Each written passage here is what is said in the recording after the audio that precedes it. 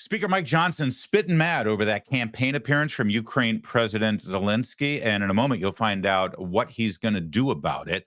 Also, why do voters trust on the economy more than Kamala Harris? Well, you and I know why, but Kamala Harris doesn't. Also, does she really have a gun, or is she lying about that too? Also, the kids are all right, but the parents aren't. CNN has discovered that kids coming out of blue state families are being carefully taught to hate conservatives. And we're going to explain all of that coming up on the Roundtable with Akash Chougule of Americans for Prosperity, Chris Stigall from the Chris Stigall Show Podcast, and DC Journal extraordinaire Matt Foldi. My name's Larry O'Connor. We're brought to you by Americans for Prosperity, and it's time for the Roundtable. And we begin today, as we always do, with This Week on the Hill from Salem News Channel. Speaker Johnson appeared and had some strong words about President Zelensky of Ukraine injecting himself, willingly or not, into our presidential campaigns. Take a look. The president of Ukraine, Zelensky, making what you described as a campaign stop in Pennsylvania to help Democrats. You responded pretty strongly to that. It was a pretty outrageous breach of protocol and what I feel is appropriate, and what Zelensky himself has said is appropriate over the last year or so. He said that they should not be intervening or interfering in any way in American elections.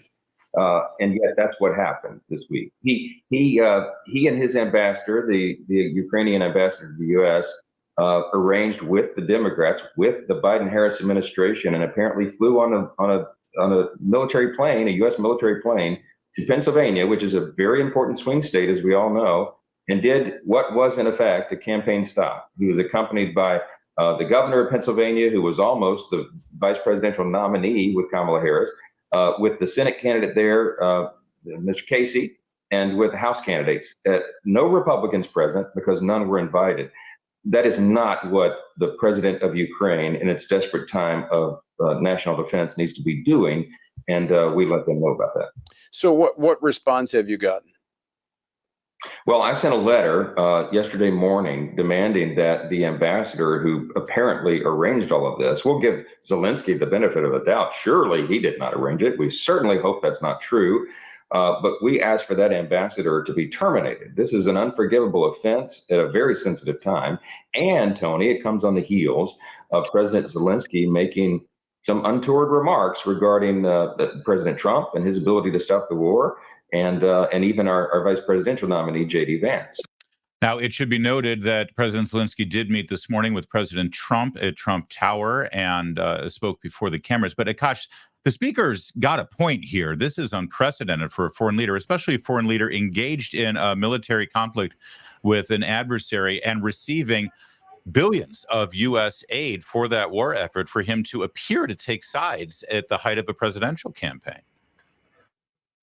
Yeah, again, I don't know what the protocol is here, but it's obviously very, very untoward. Look, reasonable people can disagree about what the U.S. involvement in Ukraine should be. Congress has had those debates. Speaker Johnson has his opinion.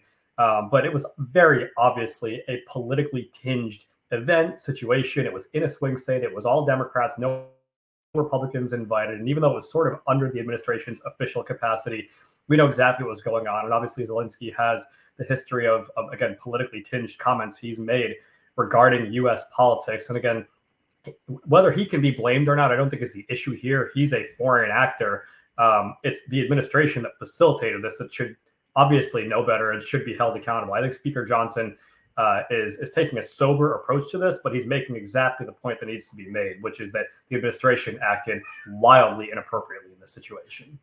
Chris, you're the morning voice in Philadelphia, Pennsylvania. Clearly, this was a move to attract Pennsylvania voters. Does it work, or does it actually kind of have a boomerang effect? Yeah, no, it ticked a lot of people off, I'll tell you that. And to see the governor of Pennsylvania, who, you know, you have a Philadelphia and a Pittsburgh that are awash in crime. In fact, it was just discovered here in the last week that Pittsburgh in particular had not been turning over their crime statistics to the FBI. And the crime is far worse in Pittsburgh than they thought it to be. From prices in terms of inflation that are highest in Pennsylvania than anywhere else in the country, incidentally. That study came out too.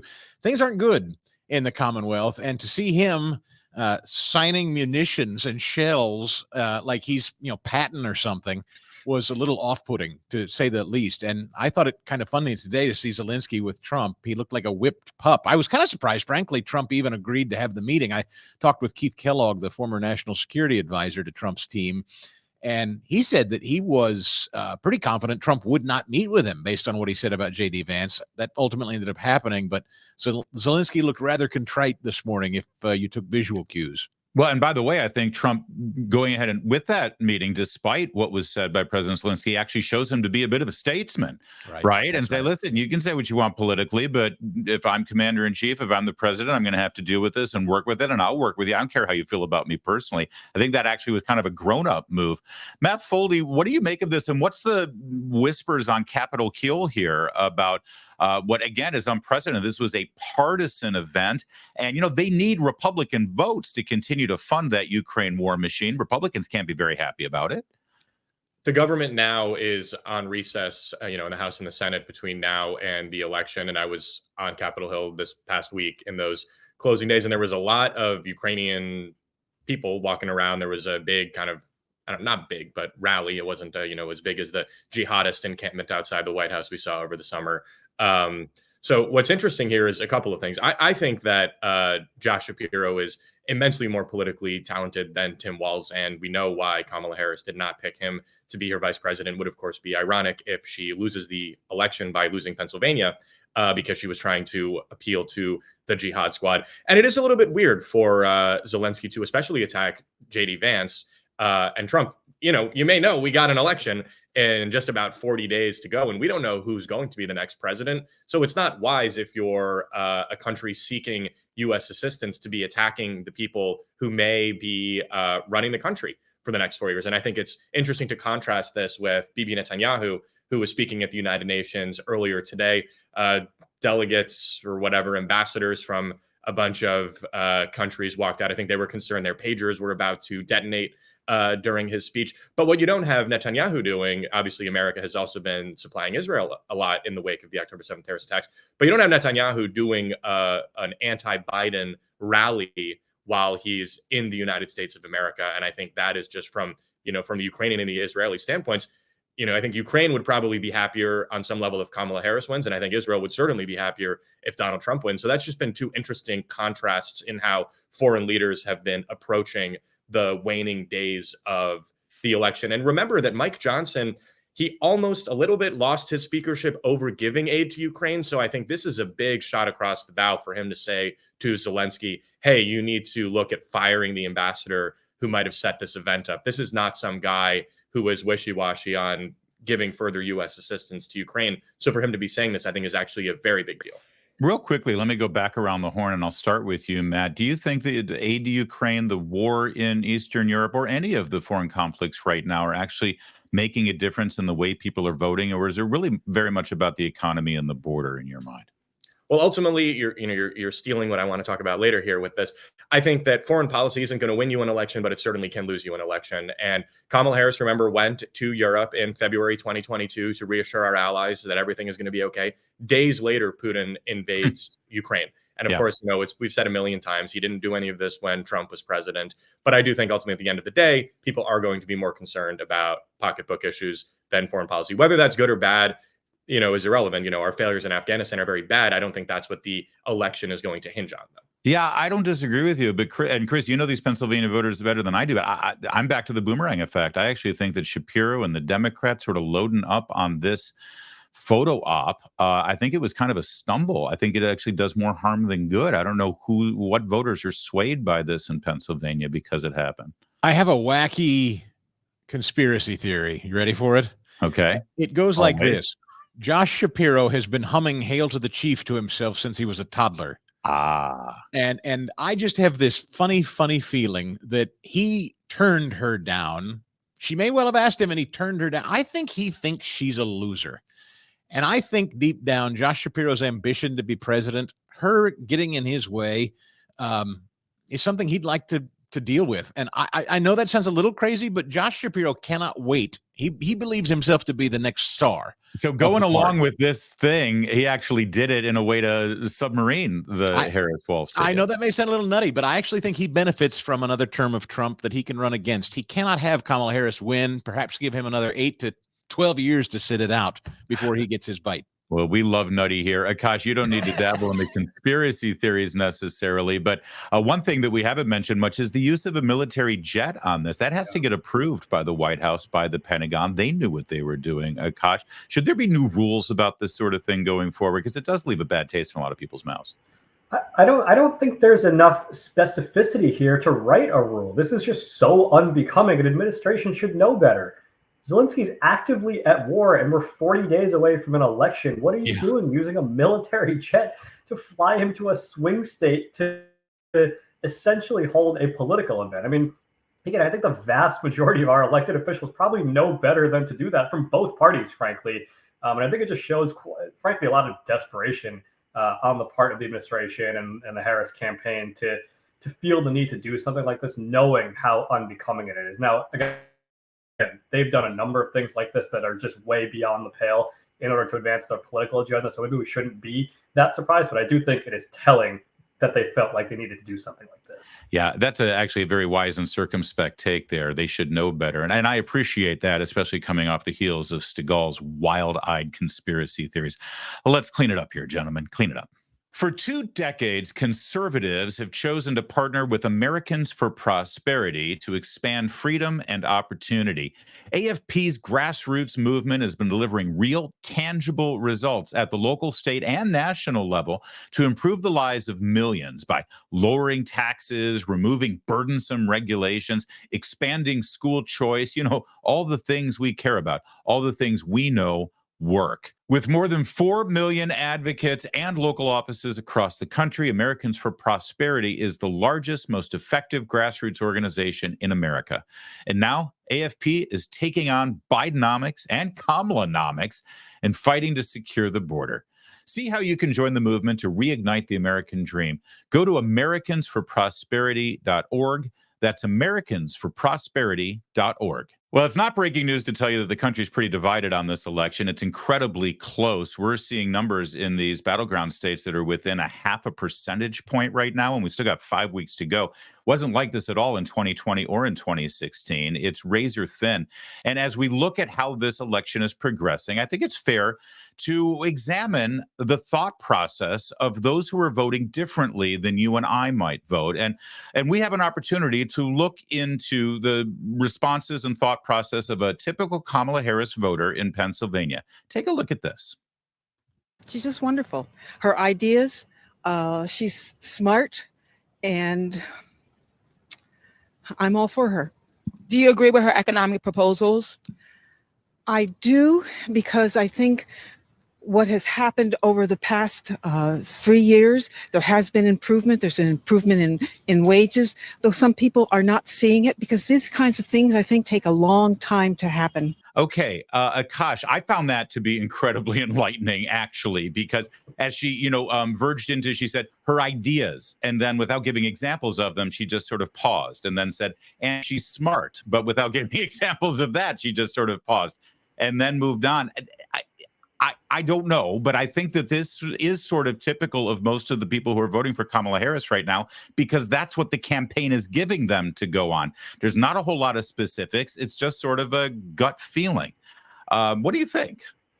Yeah, she seems like a very nice lady, this person that was interviewed here, but I think she's doing, to your point, exactly what the Harris campaign hopes Democratic voters do, which is just sort of glom onto Vice President Harris whatever they want to, which is just sort of run-of-the-mill progressive ideologies and policies and criticisms of Republicans and things like that. I mean, that is essentially the 1 inch deep situation in the Harris campaign. That's what she's done. That's what appeals to Democratic voters. And frankly, I think they're basically hoping it appeals to just enough swing voters, or kind of tricks just enough swing voters to put her over the top in Pennsylvania and win her the election. And frankly, as we've discussed, Larry, that might work. I mean, we can criticize Vice President Harris and say that she doesn't know what she's doing, and these voters are dumb and making a mistake. I don't think that really helps us. I think pointing out the fact that she actually has no ideas to improve the lives of the American people is something we need to continue to hammer home for exactly somebody like this voter who clearly cares and is engaged and is hoping for the best, but really is not getting anything that she thinks she is with Vice President Harris. Well, I agree. And I think that's the biggest point here, especially that last thing she said about, the economic policies are really good. It's just going to take a while for these to take hold.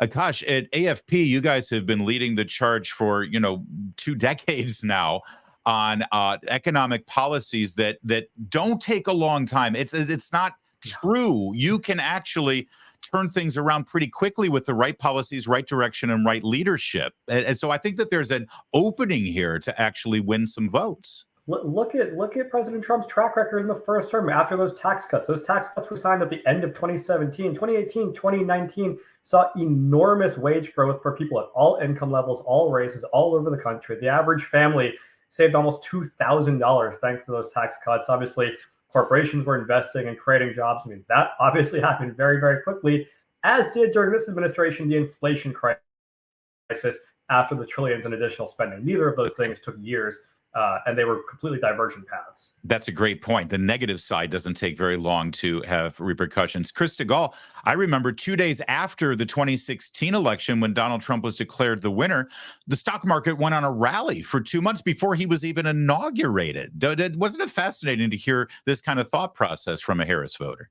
I'm going to say something as a toxic masculine man, and I know we're a panel of men, so brace yourselves, everyone. There is something odd, and I don't know what it is yet, and I hope it's studied someday. Women of a certain generation, older white ladies like that lady who, as Akash said, I'm sure is a lovely, nice person, and then the young Gen Z / millennial white woman in the suburbs. These two opposite ends of the white lady spectrum have this singular obsession, I believe, with abortion. And I don't think they're talking about or thinking about anything else. That lady comes from like a Jane Fonda bra burning era. She still thinks it's the 60s, I promise you.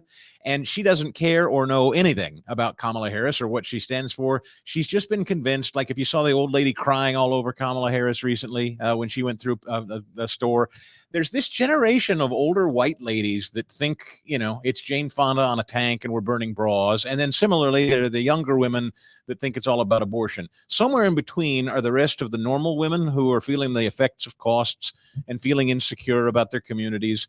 I think they're outliers. I just don't, I'm sure she's very nice. I just think these women are so blinded with this reproductive freedom argument. That's all they can think about. Do you think it is that issue, or do you think it's also more about, Kamala Harris, although they have been running on the abortion issue, certainly, she's also running on sort of injecting this feeling, this mood, this sort of very surface, but I'm not discounting it because people vote based on their feelings. And I think it might be having an impact, actually. She just makes me feel better. And those same women you just described, they don't tend to like Donald Trump because of the same thing, personality and feelings-oriented aspects. We just had the head pollster from Rasmussen on this week, and he confirmed that, in fact, this issue of abortion is still the number one issue for the bulk of voters in a state where you can kill babies right up to the 11th hour, just like Ralph Northam wants to. So it's limitless abortion in Pennsylvania. That's what's so bizarre. Like the fact that is still a winning message in a state where it's completely legal, well beyond when it should be. I think any human being who's decent understands that. I will say, yes, she has sold the vapid, empty, insincere, emotional argument to a lot of women who are voting on that single issue. We'll just see if the men, on the other hand, are going to be the counter to that. And I will be very interested to see when all the votes are counted where the men go. We think black men are going hard in the direction of Trump, as well as most white men. So we'll see. It's not just how men will vote. It's how the women in those men's lives will allow them to vote. Let's be clear here. Foldi, Stigall is name-checking your generation here. Why don't you take that ball and run with it if you could? But also, the bigger question here after that video is, what are Harris voters thinking, I guess? And I'm not asking in a pejorative way. Well, I am obviously not a Gen Z woman. But I do think it was interesting. Props to this woman who was being interviewed for giving reasons for voting for Kamala Harris that did not include the words Donald Trump. It's actually That's hard to do sometimes. And I actually thought at first that this was a clip of Stephanie Ruhle walking off the set after she interviewed Kamala Harris, because this woman is saying the exact same things that you see journalists say about Kamala Harris. Journalists, allegedly, I mean, these are propagandists, obviously, about how Harris has actually no policies, but that's a good thing. And that, the vagueness will both help her win and potentially help her govern. And I think this is the main problem that Harris will have in the home stretch of this election, which is that this voter said some of her ideas and policies, to the extent she has them, will take time. Yeah. And Kamala Harris is running on turning the page and Brat Summer and all of these things. Okay, and what are you doing right now? And what have you done for the last 3.5 years? I would love for someone to publish her schedule as vice president. I would imagine that she spent more time at SoulCycle than doing vice presidential things. You've seen, like we just talked about, the administration trying to put her behind presidential podiums at a gun violence thing, talking with Zelensky, making people kind of imagine her as president. But think back to 2 years ago or something like that. What on earth was she doing? Probably nothing. So now she has to explain to people, yes, you have problems with my boss, but he also has said that I was involved in all of these decisions. Yeah. How are people going to rectify that between now and November? I don't think it's something that they've adequately answered. Well, thank you. But for pointing that out, and I'll expand on a little bit more, Foldi, because I think there's another insight here, in that we shouldn't underestimate voters' ability to sort of talk themselves into their vote, even though they know better. 3 months ago, when Biden was, and it was only 3 months ago, guys, when Biden was still the nominee, the same message from the candidate and from a voter like that was, what are you talking about? We have the strongest economy on earth right now. Now, 3 months later, it's, well, the policies are there, but it takes a little while for them to take hold. This really is about voters sort of deciding, yeah, this is who I'm going to vote for, and I'll make it work no matter what I have to say to make it work. Well, as you know, Kamala Harris's nickname around Washington, D.C. is Annie Oakley, because she's a rootin', tootin', gun-totin' VP, right? We've always known that about her. Actually, we've never known that about her. But she doesn't hesitate to talk about her gun ownership, the gun she owns. And if you break into her house, she's going to kill you, even though that's actually kind of against the law in most states. And certainly when she was Attorney General in California, she would have thrown you in jail if you tried that. But it doesn't matter, because she's Kamala Harris and she loves guns. Karine Jean-Pierre was asked a very important question about this new narrative coming from the campaign. What kind of gun does she have exactly? What kind of gun does the vice president have, and when did she buy it? That's something for her office to speak to. The reason I'm asking is because you have this event today, but the VP, as district attorney, sponsored Proposition H in 2005, would have banned handguns within San Francisco city limits and required that residents turn in the handguns that they already own by a certain deadline or face mandatory jail time. But she's out on the campaign trail now saying that she's a proud gun owner and is not going to take away your guns. So can the White House get us an answer on that? Because she hasn't, and her campaign officials also haven't answered that question, even on television. Look, a couple of things here. When it comes to the VP and owning a gun, she can speak for herself. The campaign could speak for that. Her office can speak for that. I'm not. That's for them to speak to. I'm just the spokesperson for the Biden administration. Don't ask me questions about the vice president. Okay.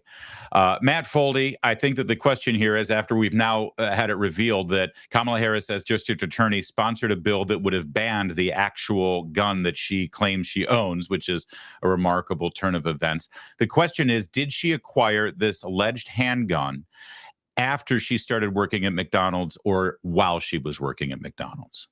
You're talking about such a great point here, because I think this is bigger than just whether or not she owns a gun. I actually happen to think that she does, simply so she can say that she owns one. I also happen to think it's never been opened, it's never been fired, it's never been loaded, the safety's still on and all of that. But I think that this speaks to two problems that she's dealing with in her campaign. One is that she actually doesn't really speak for herself. Karine Jean-Pierre said she can answer that question. Her entire campaign has been run by statements from anonymous aides who have been walking back policies that she's held for the first 59 and a half, or however old she is, years of her life, saying, oh, she believed all of those things. Well, she doesn't believe that anymore. And then when she is pressed, like in the CNN interview about these radical positions she had, and make no mistake about it, in terms of gun ownership, there would be no gun ownership if she had what she actually wants implemented. And CNN said to her, you believed all these communistic, insane things for your entire career, and now you don't believe them. Is that because you've learned more when you were vice president, which was also a bizarrely patronizing way of asking a fairly, I think, straightforward question? And the other thing is she is trying to reinvent herself more broadly. And that includes, I believe, lying about basic things like working at McDonald's. I don't think she ever did. It was never in any of her bio things. She left it out of a resume that she was required to list all previous employment. My former colleagues at the Free Beacon, Joe Simonson and Andrew Kerr, have been on this. I don't think it's going to hinge the election whether or not Kamala Harris worked at McDonald's. Again, I don't think that she did, but I do think it speaks to the problem that she has in introducing herself to the American people, is that they're trying to sell a product that people are not exactly eager to buy. And whether it's inauthenticity about her employment or maybe about possible gun ownership, she has to try and figure out again how to square that circle. Well, the fact of the matter is, in states like Wisconsin and Pennsylvania, and not to mention Georgia, North Carolina, and Arizona, the Second Amendment's pretty popular. And when a liberal Democrat like Kamala Harris is running as a candidate who wants to ban a certain type of gun, well, she has to offset that by saying, don't get me wrong, I love guns. I've got a gun of my own. The question is, Akash, are people buying this? Because it does sort of factor into this whole underlying notion about Kamala Harris that she's sort of making up this new persona that's very different than just 4 years ago.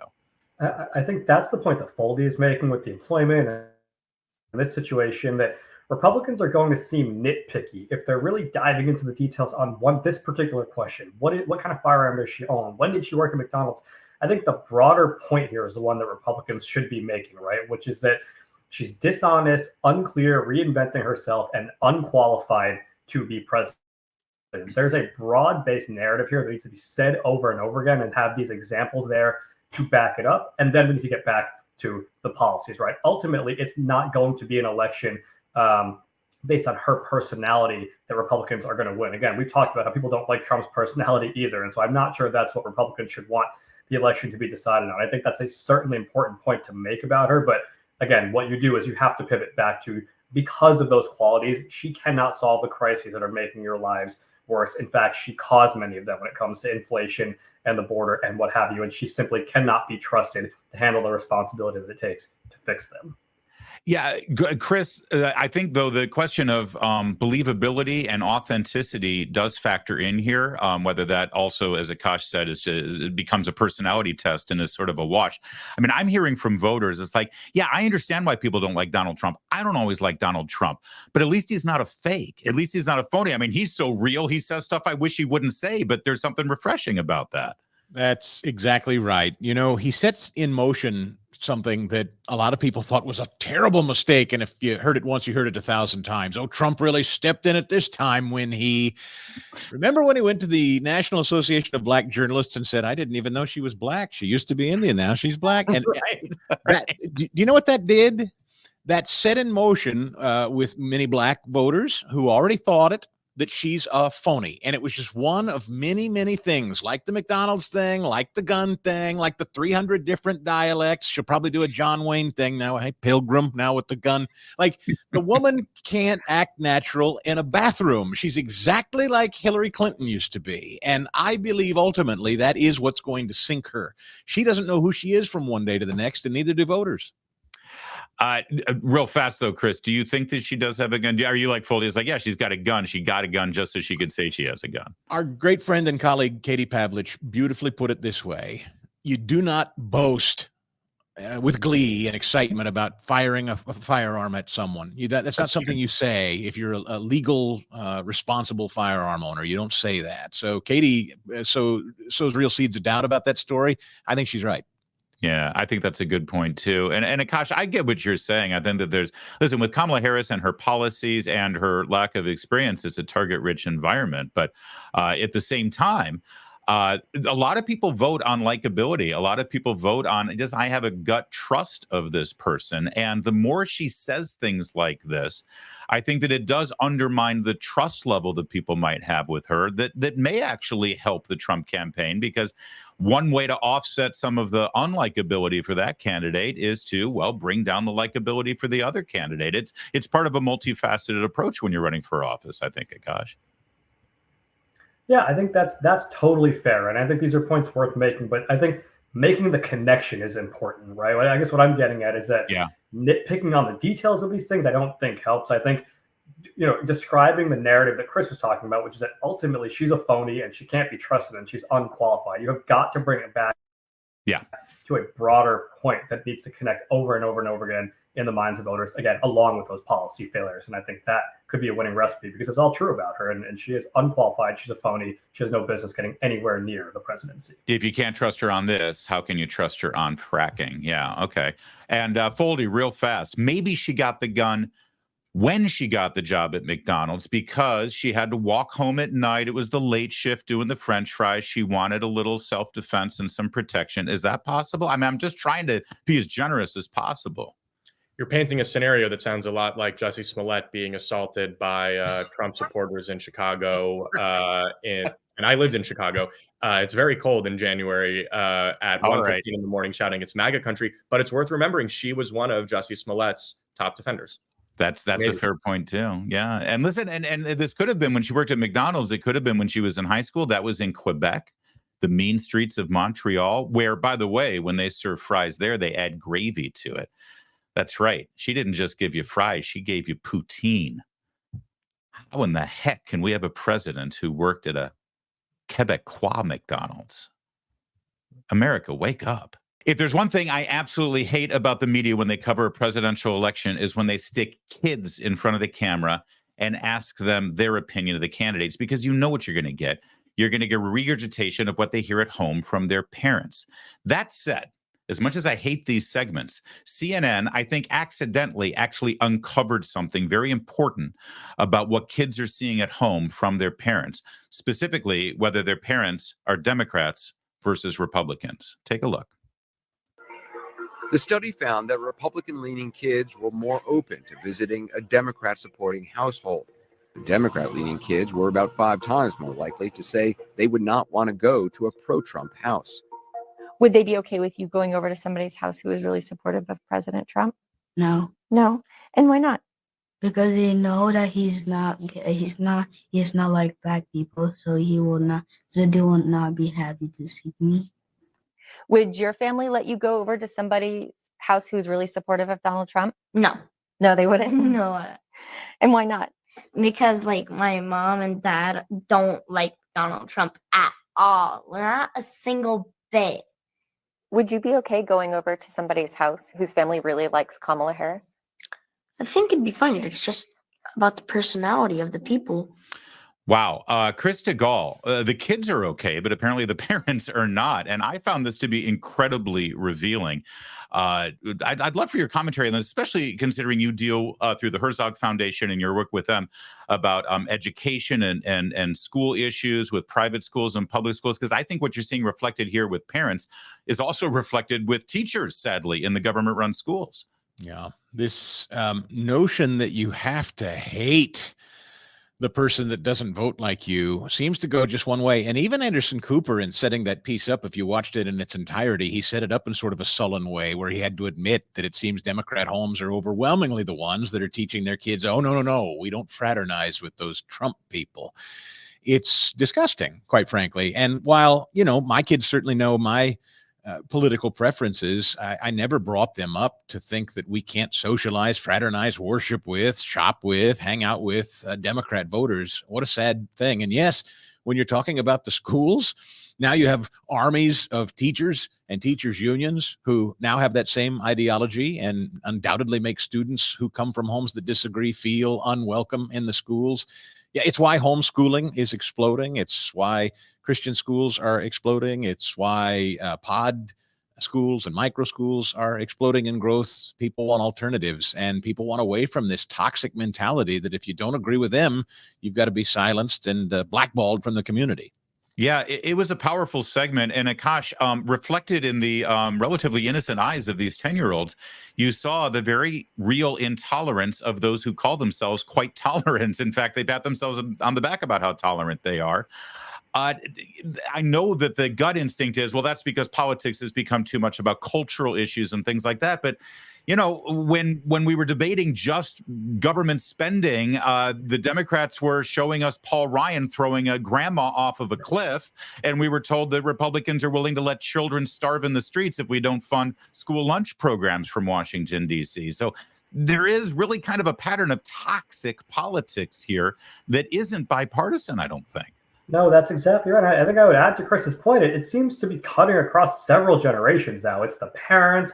We've seen polls like this of college students, right? That they can't be friends with somebody who's a Republican, and that they shouldn't be welcome to speak freely on college campuses. And then you've got, you know, these 8, 9, 10-year-old kids who are reflecting what they get from their parents. And I think, honestly, Larry, the scariest part is it may not even be true, right? That their parents may not actually ever stop them from being friends with a kid who's a Republican. But the fact that kids even think that, and that's what they're picking up from their parents, is, I think, even scarier, right? Which is that these parents are being that outrageously politicized inside their own homes that the kids are making assumptions like this. It's either an assumption or it's factually true. I'm not sure which one is scary. And I think the other thing I would add on here for anyone who would defend this by saying, oh, it's because of the Trump era, it's because of the Trump era. It's not because of the Trump era. I think they obviously very uniquely despise Donald Trump to extreme levels. But to your point, they said this about Mitt Romney. They said this about Paul Ryan. There was an article the other day that Trumpism started under Reaganism, right? And folks said this about Reagan. It's become this sweeping party thing where all Republicans are so evil. You can't do any kind of interaction with them. That only goes in one direction. It cuts across several generations of Democratic voters. I think it's so unhealthy for the country. It's so unhealthy for kids. And I think it, frankly, again, it won't ever be called out by the mainstream media who is complicit in it, but it should be called out by Republicans because I think it's correct and it makes them more likable, more appealing to normal people who don't live their lives that way. Yeah, and by the way, credit should go to CNN. I mean, I don't think this is the story they were expected to get when they went down this road, but good for them for airing it. I think it is thought-provoking. Matt Foldi, my favorite display at the Reagan Ranch Center in Santa Barbara, it's run by Young America's Foundation, not the Reagan Library in Simi Valley, but at the Reagan Ranch Center. There's a big display of all of the media coverage of Ronald Reagan back in the early 80s. And I kid you not, you look at those headlines, you look at the reports from the network news stations. There were only 3 networks at the time back then. And it looks exactly like the kind of stuff they are saying about Trump right now. This is not a new phenomenon. I think what's new is how children are now being brought into these conversations, and they're being told those people are not just wrong, those people are evil. I think that Reagan would have benefited a lot from having the roundtable around in that area. And I think that, to date myself a little bit here, I'm old enough that I was in college when Trump was elected in 2016. And I remember I posted on Facebook because I used Facebook then. Now, I guess people still use Facebook.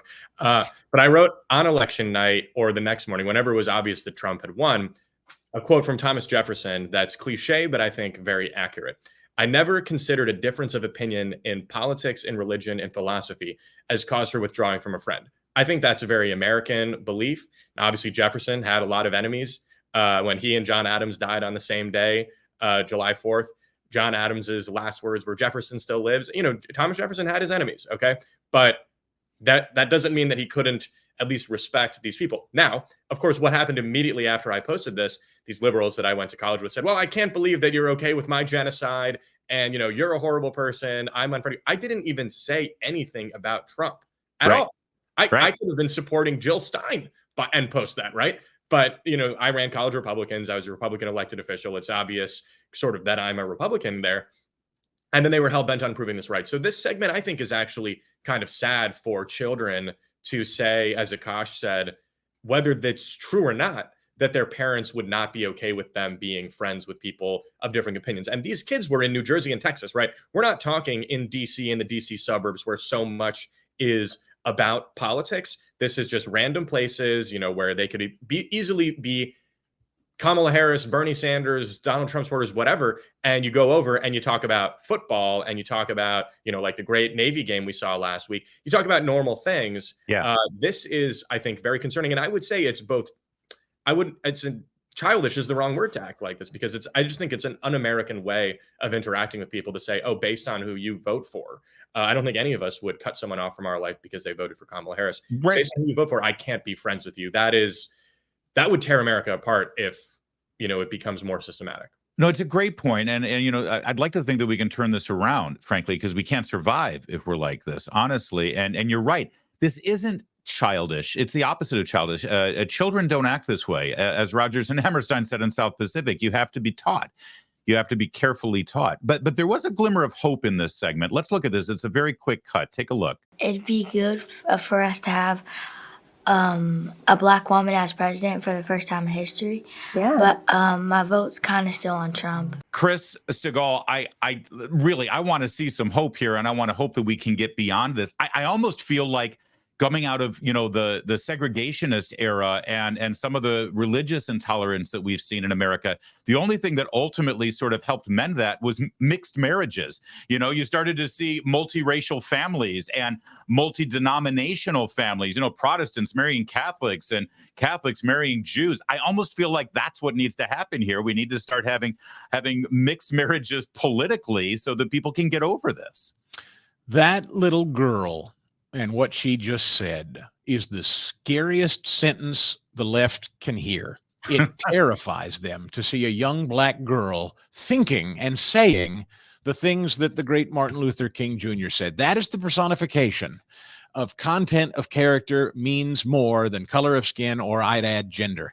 That little girl, we need millions more like her, and she's the worst enemy of the Democrat Party right now, to be perfectly honest. Well said. And here on the roundtable, she's our person of the week. Let's let that be the last word. Much has been said about the Stephanie Ruhle interview on MSNBC. Was it an interview? I think it was a full body massage. I'm not sure. But either way, it didn't do much for Kamala Harris so far. Every time she goes out and does a debate or does an interview of sorts, she actually ends up hurting herself. I guess now we know why she doesn't do this very often. But there was one exchange that I found very fascinating. I want to watch her answer this question from Stephanie Ruhle, and then we'll have the roundtable answer it. Watch. Polling shows that most likely voters still think Donald Trump is better to handle the economy. Why do you think that is? Well, here's what I know in terms of the facts. Donald Trump left us with the worst economy since the Great Depression. When you look at, for example, the employment numbers. It was during COVID, and employment was so high because we shut down the government, we shut down the country. Even before the pandemic, he lost manufacturing jobs by most people's estimates, at least 200,000. He lost manufacturing plants. Ask the auto workers. Okay, she went on, but Akash, you get the picture. She basically answered that question by saying two things. Number one, voters who think that about Donald Trump are just ill-informed and don't know the facts. But then the facts that she laid out were not accurate. So first, what do you make of her answer? And then, if I may, how would you answer that question? Why do you think voters right now give greater confidence to Donald Trump on the economy than Kamala Harris? Because it's not a theoretical question. We have 3.5 years of Biden administration, Biden-Harris administration policies, and 4 years of Trump administration policies. And let's just take the first 3 years, right? We're in the 4th year of the Biden-Harris administration. And then the 4th year of the Trump years was the pandemic. So let's take the first 3 years and just look at the track record. And again, as we've discussed, thanks to the tax cuts and reg cuts, jobs were booming, wage growth was booming. The country was very, very prosperous up and down the socioeconomic ladder. The exact opposite has been true with Kamala Harris as vice president. They've been ravaged by inflation that she caused by casting the tie-breaking votes for trillions in additional spending. So again, it's not a theoretical question. She kind of tries to grasp at straws with this manufacturing thing. That was obviously something fed to her by her team, but she found this might have been an appropriate time to pull that out. It's, again, and to be fair, people in both parties kind of make this point. It's complete nonsense. Our manufacturing output and capacity has continued to increase for years and years and decades as we've gotten more efficient, stronger, better, faster at building things in this country. And then by nature, obviously, fewer people to do those things, as you become better at them. It's a completely irrelevant point to their economic records. And there's no question that his was better than this one. And there's no theory or open kind of subjectiveness about it. Yeah, and it is pretty remarkable for her to immediately pivot and say, well, the voters don't know what they're talking about. It's like that's a tough message. I know she didn't use those words, but that's really the message. She said, here, let me explain to you how bad it was under Trump. And well, Matt Foldi, Akash makes a good point. You don't need to explain to us what it was like under Trump. We remember what it was like under Trump. And have we reached the point where no one's blaming Trump for the Fauci Wuhan pandemic? They see that for what it was. Well, one thing that's interesting about the coronavirus is that there's a committee dedicated to investigating its origins in Congress. And the top Democrat on it, Raul Ruiz, has, last I checked, still not determined where the pandemic came from, which tells you how seriously Democrats have taken that. Now, looking at this interview, remember the Stephanie Rule again, all but endorsed Kamala Harris before doing the interview. I think that's why she was given the interview. And the reason why I think Americans don't trust Kamala Harris on the economy, especially over Donald Trump, is two things. One, you look at the Trump economy, again, before COVID, right? That not exactly his fault there, and hard to deal with a once-in-a-century pandemic. I don't think people were necessarily blaming Woodrow Wilson for the Spanish influenza economy, right? And so Trump, booming economy. And then Kamala Harris, two things. One, look at the Biden record as far as you look at the Biden-Harris record. The Biden record, of course, as Akash said, Inflation Reduction Act, she cast the deciding vote on this, then tried to sell it across the country, right? That did not exactly go over very well. And then you look at the Harris aspect of the Biden-Harris administration, and what you see from her is Marxism. And if America were a socialist country, we would have elected Bernie Sanders in 2016 and 2020. Her solution to make housing cheaper is to make it more expensive by giving first-time homeowners $25,000. Well, as Larry, I think you said, congratulations, your house just got $25,000 more expensive. That's right. Like that from Kamala Harris. So that's why people don't trust her on the economy. Her plans are horrible when she even has them. Yeah, and Chris, unless the voters right now are going to make their decision based on January 6th and abortion, and let's face it, voters who are making their decision on that have already made their decision.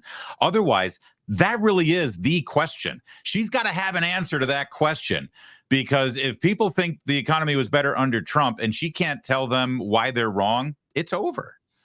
There's a woman in Philadelphia. She was just part of a focus group not too long ago. I play the clip quite a bit on my show, and maybe you saw it. She's talking about, and while she doesn't necessarily attribute it to Biden and Harris, she says they're killing us without killing us, the government. And she begins to weep, just talking about the cost of a bell pepper and how she's fortunate that she can pay for groceries, but she feels that the government is inflicting this pain on her. And I think most people understand that the government causes this, that eggs, it's not big egg, big food, this whole, nobody's mad at people that provide us goods and services. They're angry that they know it doesn't have to be this expensive. Trump very simply says, we're going to bring down prices by creating more energy. We produce more energy. We can bring down bills. We can bring down costs. People understand that. And people understand that this administration is the enemy of all those things. And I would add, while we're at it, talking about COVID, this is also an administration that tried to weaponize the Labor Department and force everybody to take a shot they didn't want or lose their jobs. I haven't gotten over that one. I don't know about other people, but this government feels like it's very much working against the interests of the American people. And I think whether people can articulate that or not, that is the sense of it. And she is the face of this government. She's trying to act as though she has nothing to do with this place, when in fact she's co-running it. Yeah, well said. And I think it would serve Trump if he sort of focused on some of the really bad decisions Democrats made during the pandemic. He may be afraid that it'll shine the light on some of the bad decisions he made. But if he owns his decisions and say, listen, let's, really investigate this and fix it, I think it would go a long way. And in fact, if you remember, he was the one who said, you want me to do what? Shut down the country? I mean, the economy was roaring, and by every metric, people understood he was heading into an election year where if things had been left alone and there was no COVID, there was no reason in the world he wouldn't win a rout with the economy he had until that point. Yeah. Akash, well, one last point here I want to make, and that is if you hear anything else from the Harris campaign other than what you just saw, and I think in the interview she actually did eventually get to this point, it's if you're angry about inflation, it's because of corporate greed and price gouging. They've been trying this now, I think, for about 6 or 8 weeks. It's the only talking point she's got now, that she'll go after these companies. But Akash, we need to revisit this again. They literally have brought up no examples, like zero. There is not one example of any price gouging going on that is causing inflation. That dog ain't barking, is it? It's completely fake. We just heard earlier this morning, 43% of the S&P 500 is under investigation by the FTC and the DOJ. That is by nature impossible to be the case where sort of collusion is driving up prices. And you look at the kind of industries they've pointed at, groceries, right? Grocery prices actually fell by almost 4% in the month of August. Did you hear a word from Kamala Harris or Elizabeth Warren about how all of a sudden they're not greedy anymore and greedflation is over? No, of course not. It's a trope. It's nonsense. And they're kind of grasping at straws. I think to Chris's point, people intrinsically get the people who provide us our food and our groceries are not to blame. It is government conditions that are making things expensive. I think that's where the accountability needs to be. And again, to your point, Larry, this is a point Trump and Republicans have got to make over and over and over again. The media is not going to give them a fair shake on it. It's very easy to criticize big corporations, but I think people are able to make the connection that it's not the fault of the corporations. And if all you do is you come in and you try to punish them and raise their taxes, you're just going to make this problem of affordability even worse. Yeah, well said. Thank you, gentlemen. And I suspect that this case is going to come up at the vice presidential debate between Tim Walz and J.D. Vance this Tuesday. And no doubt we'll talk about it and show you exactly what was said next week on the Roundtable.